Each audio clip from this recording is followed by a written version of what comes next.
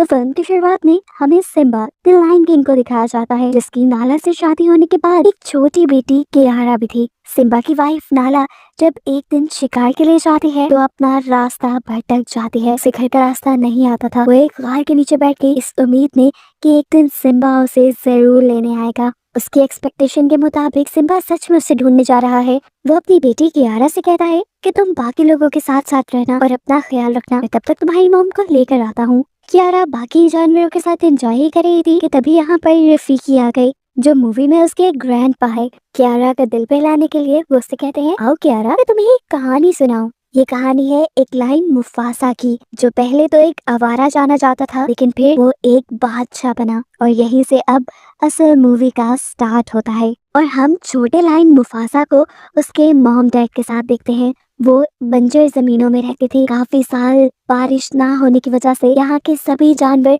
बहुत बीमार हो चुके थे। मुफासा अपने मॉम डैड से पूछता है, वो सामने जिन पहाड़ों में से रोशनी आ रही है वो पहाड़ कौन से हैं? उसकी मॉम ने बताया, उस जगह का नाम मिलेले है और एक दिन हम वहाँ जरूर जाएंगे। मैंने सुना है कि वहाँ हर चीज है और वहाँ जानवर बहुत अमन की जिंदगी गुजारते हैं। इनकी इन्हीं बातों के दौरान एक अच्छी चीज ये हुई कि बारिश बरसने लगी, जिसे देखकर सारे ही जानवर खुशी से झूम उठे। वो नहीं जानते थे कि उनकी ये खुशी कब बदनसीबी में बदल जाएगी। बारिश बढ़ते बढ़ते इतनी ज्यादा हो गई कि यहाँ सैलाब आ गया। इस सैलाब में बहुत से जानवर डूबने लगे और मुफासा भी उसी बहते पानी में गिर गया। उसके डैड उसे बचाने के लिए फौरन पानी में कूदे और उसे मुंह से पकड़ते हुए किसी तरह बचा भी लिया। इससे पहले कि वो भी पानी में डूब जाते, वो मुफासा को दूसरे पत्थरों की तरफ फेंक देते हैं, जहाँ से उसकी मॉम उसे अपने पास बुलाने की कोशिश कर रही थी, लेकिन मुफासा को डर लग रहा था। एकदम से बहते पानी के साथ यहाँ पे एक हाथी भी आ गया। हाथी के टकराने की वजह से यहाँ से वो बंद टूट गया, जिसके ऊपर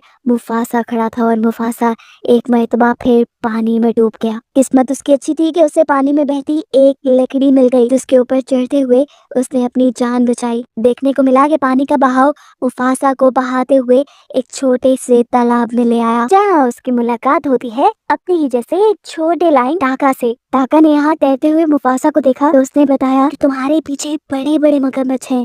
ये सुनकर मुफासा घबरा गया और रो तैरते हुए किनारे तक आया, जहाँ से टाका उसकी मदद करता है उसे तालाब से बाहर निकालने में। लेकिन अब ऐसा लग रहा था कि देर हो चुकी है। वो मगरमच्छ बिल्कुल उनके करीब थे, लेकिन ठीक वक्त पे यहाँ टाका की मॉम ने आकर उन मगरमच्छों पे गुरा कर उन्हें यहाँ से भगा दिया और ये दोनों बच गए। अब टाका मॉम से कहता है, मॉम हम मुफासा को क्या अपने घर ले चले? लेकिन उसकी मॉम मना कर देती है, क्योंकि उनके ग्रुप का एक रूल था, वो किसी भी आवारा को अपने साथ नहीं रखते थे। तब मुफासा बोला, नहीं मैं आवारा नहीं हूँ, मेरे डैड अपने एरिया के किंग हैं। लेकिन अब वहाँ सैलाब आ गया है और उसी सैलाब में बहते हुए मैं अपने मॉम डैड से दूर आ गया हूँ। उसकी ये दुखी कहानी सुनकर टाका की मॉम भी इमोशनल हो गई और उसे लेकर अपने घर आ गई, जहाँ पर टाका के डैड भी थे। लेकिन वो मुफासा को देखकर और ज्यादा गुस्सा हो गए। गुस्से में उन्होंने भी टाका की मॉम से वही कहा जो टाका की मॉम ने कहा था कि हम आवारा को अपने ग्रुप में नहीं रखते। इधर दोबारा मुफासा बोला, मैं आवारा नहीं हूँ, मैं जानता हूँ मेरे मॉम डैड मुझे ढूंढते हुए एक दिन यहाँ जरूर आ जाएंगे और वैसे भी मैं बहुत टैलेंटेड हूँ, मैं इतना तेज भाग सकता हूँ कि आपको भी रेस में हरा दूँ। ये सुनकर किंग बोले, अच्छा ठीक है, अगर ऐसे ही बात है तो तुम टाका को हरा कर दिखाओ, फिर हम तुम्हें अपने ग्रुप में रखने को मान जाएंगे। खैर रेस शुरू हो जाती है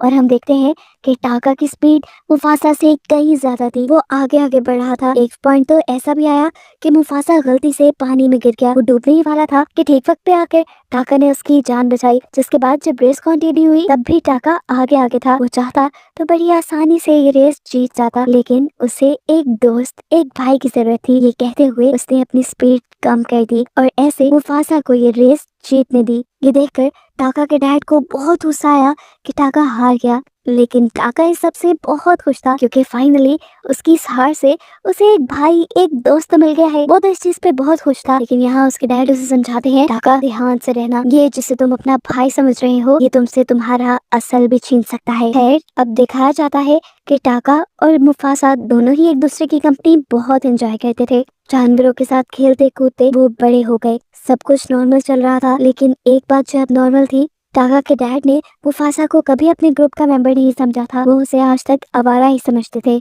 एक दिन देखने को मिला कि मुफासा अपनी मॉम के साथ यानी टाका की मॉम के साथ शिकार पे गया था। टाका चुपके से पीछे खड़ा हुआ था। ये लोग इससे पहले कि हिरन का शिकार करते इनके सामने एक बहुत बड़ा खतरा आ गया। इनके सामने आ गए सफेद शेर जो इनसे कहीं ज्यादा ताकतवर होते हैं। इन्हें देखकर टाका छुप गया और ये चीज उसके मॉम ने भी नोटिस की। और जब वो सफेद शेर इनके इलाके की हिरणों पे वार करने लगे तो तब टाका की मॉम उनके सामने आ गई। इन दोनों के दरमियान में लड़ाई हो गई और अपनी मॉम को बचाने के लिए मुफासा उन सफेद शेरों से लड़ने लग गया। वो अकेला ही इन दोनों पर भारी पड़ रहा था। यहाँ तक कि उसने तो एक शेर को पकड़कर मार भी डाला। अपने साथी के मरने से दूसरा सफेद शेर कमजोर हो गया और यहाँ से चला गया। जिसके बाद मुफासा अपनी मॉम को लेकर वापस यहाँ आया। यहाँ आकर टाका और मुफासा की मॉम अपने लायन किंग को बताते हैं कि अगर मुफासा ना होता तो आज मेरी जान ना बचती। मुफासा उतने ताकतवर शेरों के साथ अकेले लड़ा और उसने मेरी जान बचा ली। इस मर्तबा वो पहली बार थी जब किंग ने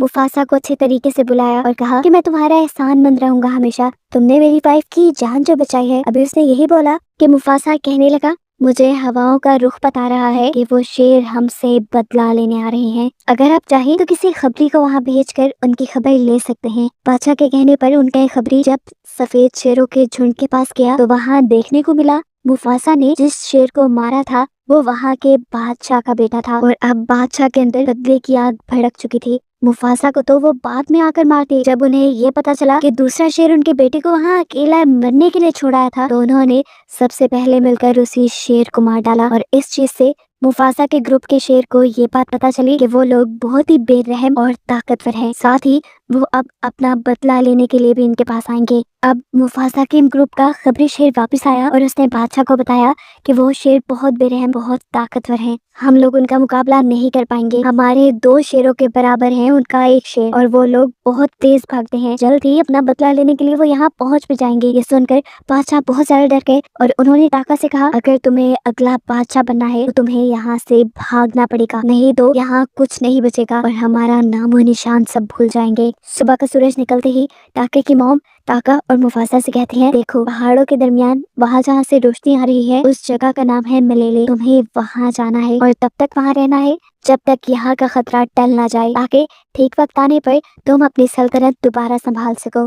टाका और मुफासा तो यहाँ से निकल गए लेकिन इतने में ही पीछे उन सफेद शेरों का पूरा झुंड भी आ गया और उनके बादशाह ने आकर टाका के डैड से पूछा बताओ कौन है जिसने मेरे बेटे को मारा था। टाका के डैड ने ऐसी एक्टिंग की कि जैसे वो तो जानते ही ना हो कि क्या हुआ है। इस चीज ने सफेद शेरों के बादशाह को गुस्सा दिलवा दिया। यही उसके बाकी शेर जो यहाँ की तलाशी ले रहे थे उससे पता चल गया कि 2 शेर यहाँ से भागे भी हैं। वो उनका पीछा करने लगे। उनकी स्पीड इतनी तेज थी कि जल्द ही वो टाका और मुफासा के करीब पहुंच गए। उन्हें करीब देखते हुए मुफासा ने टाका से बोला टाका हमें यहाँ रुक कर लड़ना चाहिए, भागना बहादुरी नहीं है। लेकिन वो ज्यादा थे और मुफासा और टाका 2, इसीलिए टाका ने कहा कि हमें भाग जाना चाहिए। इनकी इन्हीं बातों के दौरान वो सफेद शेर बिल्कुल इनके पास भी आ गए और इनसे आके उन्होंने सवाल किया बताओ किसने मारा था हमारे नवाब को। उन्हें देखते ही मुफासा ने बिना डरे उन्हें कहा मैं था जिसने मारा। लेकिन उन्होंने मुफासा की बात पे यकीन नहीं किया क्योंकि वो टाका को सूंघ चुके थे। टाका के खून से बादशाह के खून की स्मेल आ रही थी और उन्हें लगा कि टाका ने ही जरूर उनके नवाब को मारा होगा। हालांकि मुफासा कहता भी रहा कि नहीं टाका को छोड़ दो, सब गलती मेरी है, लेकिन वो अब टाका के पीछे पड़ चुके थे। ऐसे में टाका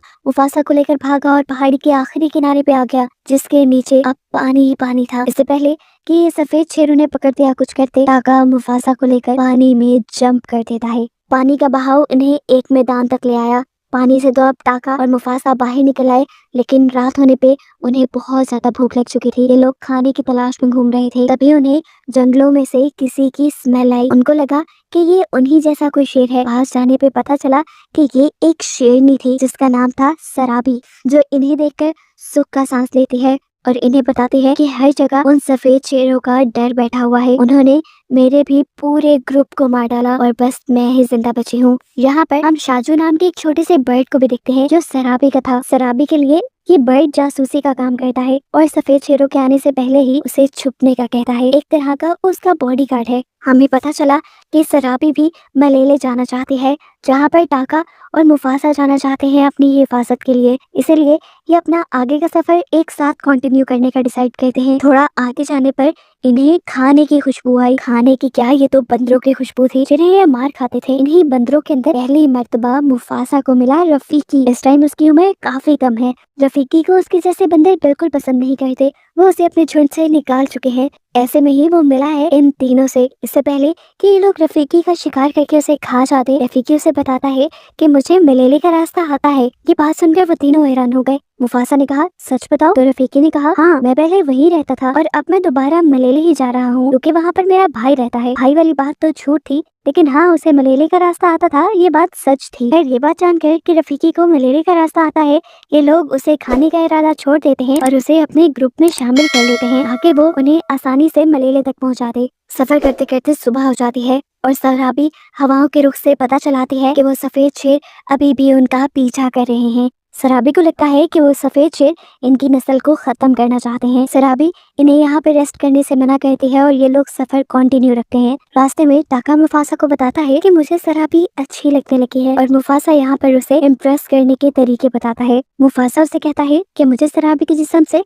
गुलाब के फूलों की खुशबू आ रही थी, तुम जाओ ये बात उसे बताओ। लड़कियों को ये बातें बहुत पसंद आती हैं। उसके कहने के मुताबिक टाका ने ऐसा ही किया और वाकई ये बात सुनकर सराबी टाका से इम्प्रेस भी हो गई। खैर यहीं पर इनके सामने हाथियों का झुंड भी आ चुका था और अब बहुत सारे सफेद शेर भी इनके बहुत करीब आ चुके थे। असल में सफेद शेर इनके इतने करीब इसलिए आ गए थे क्योंकि वो बड़ी बड़ी छलांगे लगा सकते थे और उन्होंने पहाड़ी इलाका छलांगे लगा लगा के पार कर लिया था, जिसे ये लोग नीचे से पार करते हुए आए थे। अब इन सफेद शेरों से बचने के लिए इन्हें कुछ तो जुगाड़ करना था। शराबी जल्दी से एक पेड़ के ऊपर चढ़ जाती है और वहां पे लगा मधुमक्खियों का छत्ता फाड़ देती है, जिससे हर जगह मक्खियां ही मक्खियां हो गई। इन मक्खियों ने हाथियों को तड़पा दिया और हाथी जब बेहंगम इधर उधर भागे तो सफेद शेर उन हाथियों के दरमियान उलझ गए। ऐसे ही लोग सफेद शेरों से तो बच जाते हैं, लेकिन देखने को मिला सराबी जो दरख्त के ऊपर चढ़ी थी वो वापस उतर नहीं पाई। वो एक टहनी से लटकी हुई थी और अचानक टहनी के टूटने पे वो नीचे हाथियों के झुंड में ही गिर गई। इससे पहले कि हाथी कोई उसके ऊपर पाँव रख देता और वो मर जाती, मुफासा उसकी जान बचाने के लिए पास आया। वो उसे साइड पे करते हुए उसके ऊपर खुद खड़ा हो जाता है और इस तरह उसकी जान बचाता है।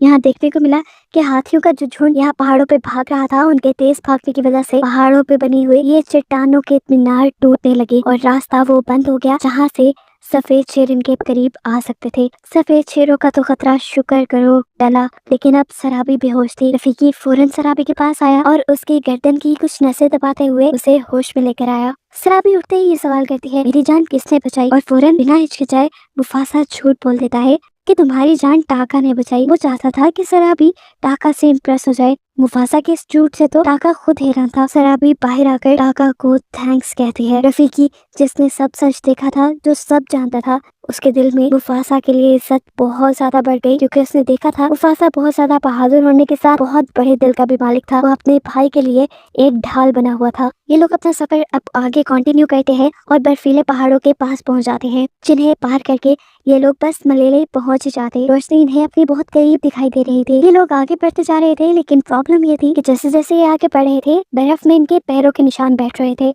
ऐसे में सफेद शेर कभी भी उन्हें देख लेते। तब मुफासा सराबी के बर्ड शाजू से रिक्वेस्ट करता है कि तुम जाकर हमारे पाँव के नीचे की बर्फ को हटाते रहो ताकि वहाँ से सारे निशान मिट जाएं। मुफासा का ये आइडिया बहुत अच्छे से काम कर रहा था। जब सफेद शेर यहाँ पहुँचे तो उन्हें यहाँ पर पैरों के कोई निशान नहीं दिखाई दिए और वो कंफ्यूज हो गई अब वो उन शेरों को पकड़ने के लिए किस डायरेक्शन में जाएं। मुफासा की इस आइडिया से तो सराबी भी इम्प्रेस हो गई थी। इसके अलावा भी मुफासा यहाँ पे कई ऐसे फैसले लेता है और ऐसे बहादुरी के काम करता है जिससे सराबी को ये बात पता चल जाती है कि मुफासा ही वो था जिसने अपनी जान पे खेलकर सराबी की जान बचाई थी। उसकी ज़हीन बातों से अब सराबी ने ये भी अंदाजा लगा लिया था कि उसकी जिस्म से आती फूलों की खुशबू को टाका ने नहीं बल्कि मुफासा ने महसूस किया था। इसीलिए अब वो मुफासा की तरफ अट्रैक्ट होने लगी और ये चीज महसूस करते हुए मुफासा उसे ये यकीन दिलाने की कोशिश करता रहा कि नहीं, ये सब काम करने वाला कोई और नहीं बल्कि टाका था। उनकी ये बहस चलती रही। सराबी चाहती थी कि मुफासा कन्फेस करे सारे काम उसने किए हैं। उनको ऐसे करीब देखकर टाका जेलस होने लगा और टाका को लगा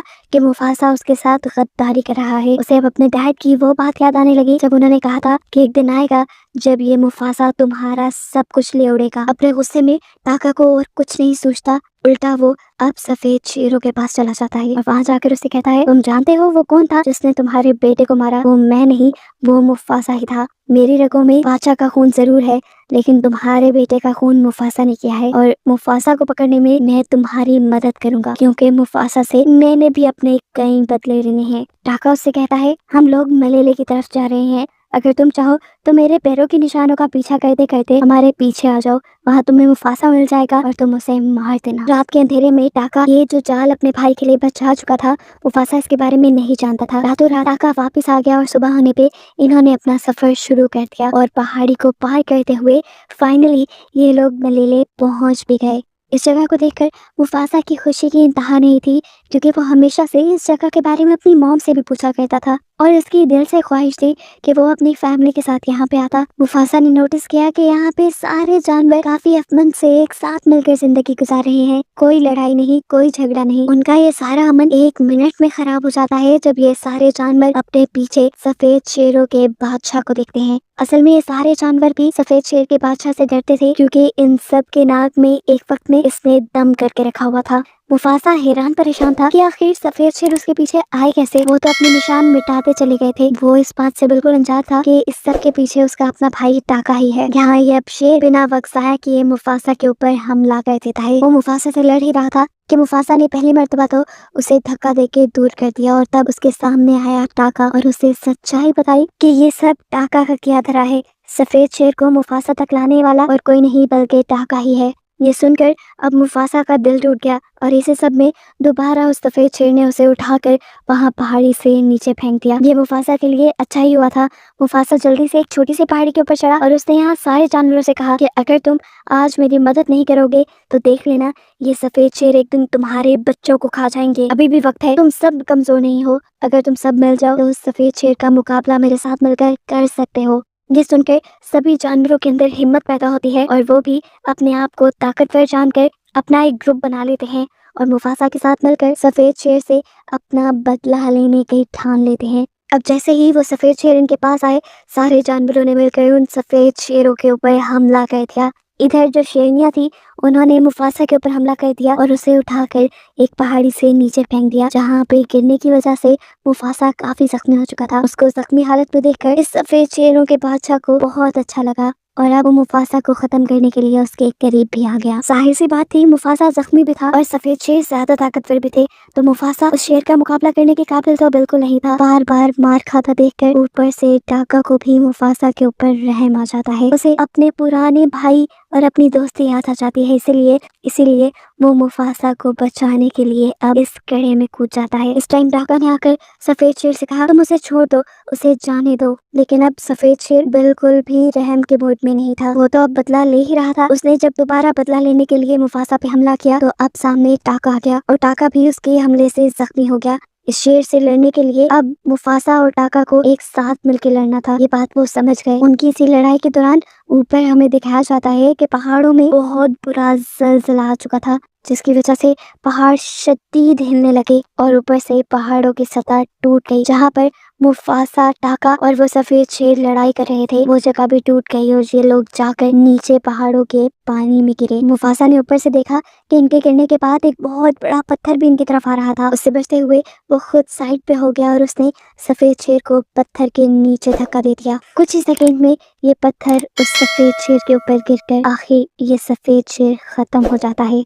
यानी साफ था कि मुफासा और टाका ने अपनी बहादुरी से उस सफेद शेर को हरा दिया था। अब ये देखकर कि हमारा बादशाह मर गया है, बाकी सारे सफेद शेर और शेरनियां डरकर यहाँ से भाग जाती हैं। मुफासा की बहादुरी देखकर मलेले के सभी लोग मुफासा को यहाँ का नया बादशाह बना देते हैं। ये जानकर वो बहुत खुश हुआ था। हर जगह मुफासा के ही चर्चे थे और मुफासा का नाम सुनकर अब मुफासा से मिलने के लिए कोई आया। ये मुफासा की मॉम थी, जो इतने बड़े हुए मुफासा को पहचान तो नहीं पाई, लेकिन उसके नाम से उन्होंने उसे पहचान लिया। ये दोनों यहाँ मिलके बहुत खुश हुए और इमोशनल भी, क्योंकि यहाँ मुफासा को पता चला था कि उसके डैड मारे गए हैं। अपनी मॉम से मिलने के बाद यहाँ पर अब टाका आया। टाका मुफासा से जब माफी मांग रहा था तो सभी जानवरों ने ये नारा लगाना शुरू कर दिया कि इसे माफ मत करो, ये गद्दार है, यही सफेद शेरों को यहाँ लेके आया था, ये आवारा हमारे दरमियान में नहीं रह सकता। ये सुनकर मुफासा ने सबको डांटा और बोला, ये मेरा हुक्म है कि टाका यही रहेगा, जब तक मेरी हुकूमत है मेरा भाई टाका मेरे साथ रहेगा। मुफासा की अच्छाई देखकर टाका को अपने अंदर और ज्यादा गिल्ट महसूस होने लगा और उसने मुफासा से कहा, आइंदा कभी मुझे याद नहीं करना। ये कहकर वो वहाँ से चला गया गुमनाम पहाड़ों में। और मुफासा की ये कहानी यहीं खत्म हो जाती है, जो कि रफीकी तियारा को सुना रहा था। कहानी के खत्म होते ही हमने देखा कि कियारा के डैड उसकी मॉम को भी यहाँ ले आए थे। यहाँ पे कियारा को पता चला कि अब कियारा का एक भाई भी है, जिसे देखकर वो बहुत ज्यादा खुश हुई। और बस इन सबको एक साथ खुश दिखाते हुए ये कहानी यहाँ खत्म हो जाती है।